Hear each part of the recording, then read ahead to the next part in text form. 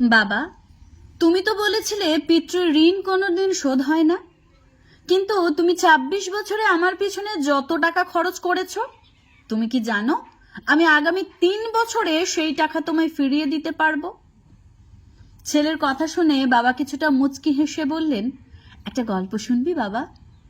ছেলেটা কিছুটা অপ্রস্তুত হয়ে গেল, নিচু স্বরে বলল, বলো বাবা, নিশ্চয় শুনবো।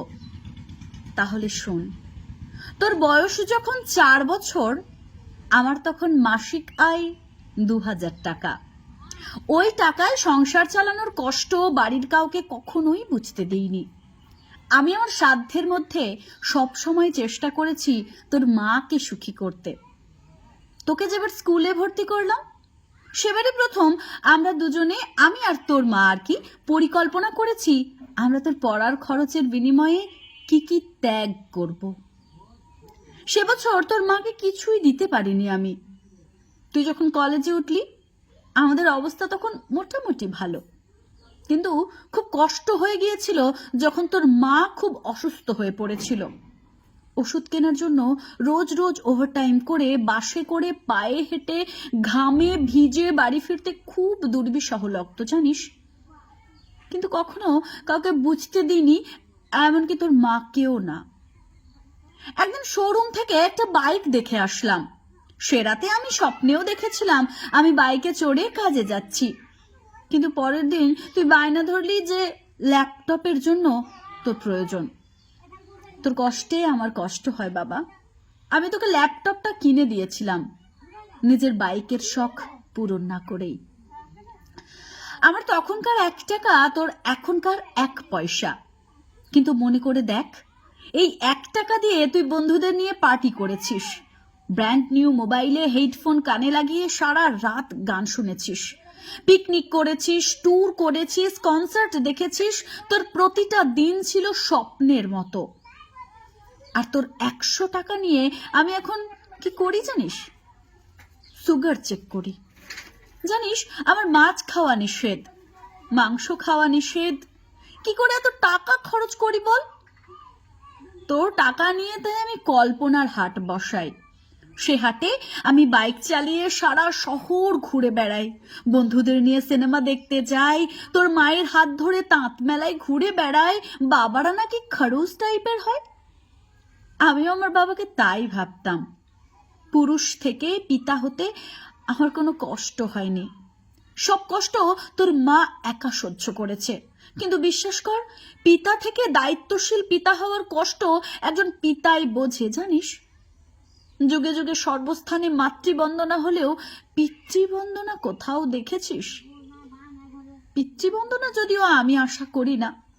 সন্তানের প্রতি ভালোবাসা কোনো পিতা হয়তো প্রকাশ করতে পারে না, তবে কোনো পিতা কখনোই সন্তানের প্রতি দায়িত্ব পালনে বিচ্যুত হয় না। আমি তোর পিছনে আমার যে কষ্টার্জিত অর্থ ব্যয় করেছি, তা হয়তো তুই ৩ বছরে শোধ করে দিতে পারবি। কিন্তু যৌবনে দেখা আমার স্বপ্নগুলো, যেগুলো আমি পূরণ করিনি, যে স্বপ্নের কাঠামোতে দাঁড়িয়ে তুই আজ তোর ঋণ শোধের কথা বলছিস, সে স্বপ্নগুলো কি আর কোনোদিন বাস্তব রূপ দিতে পারবি? আর যদি বলিস, বাবা আমি তোমার টাকা না, তোমার ভালোবাসা তোমায় ফিরিয়ে দেব, তাহলে বলবো, বাবাদের ভালোবাসা কখনো ফিরিয়ে দেওয়া যায় না। তোকে একটা প্রশ্ন করব বাবা। হ্যাঁ বাবা, করো না। এতক্ষণ ধরে ছেলের কথা শুনে, মানে ছেলের চোখ দুটো ছলছল করে উঠেছিল। বাবার প্রশ্ন শুনে ছেলে বলল, তুমি বলো, কি বলবে?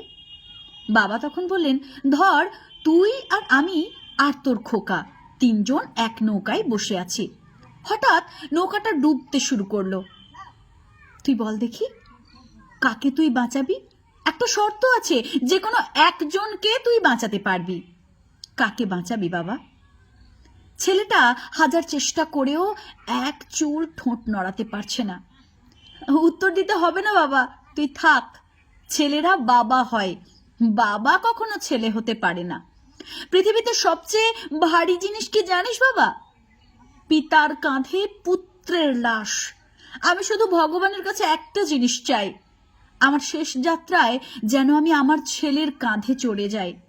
তাহলেই তুই একটা ঋণ শোধ করতে পারবি, তোকে কোলের আমার ঋণ।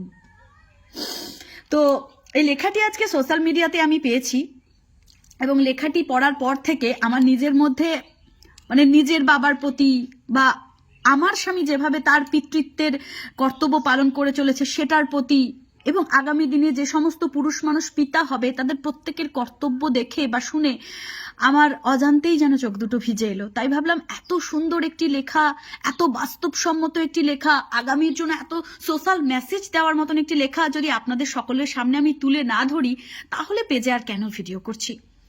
তো প্রতিটি বাবার জন্য আমার অন্তরের অন্তঃস্থল থেকে প্রণাম রইল, যারা পুরুষ থেকে পিতা হয়েছেন, পিতা থেকে পিতার কর্তব্য পালনে যারা অনড় রয়েছেন, তাদেরকে আমার তরফ থেকে প্রণাম।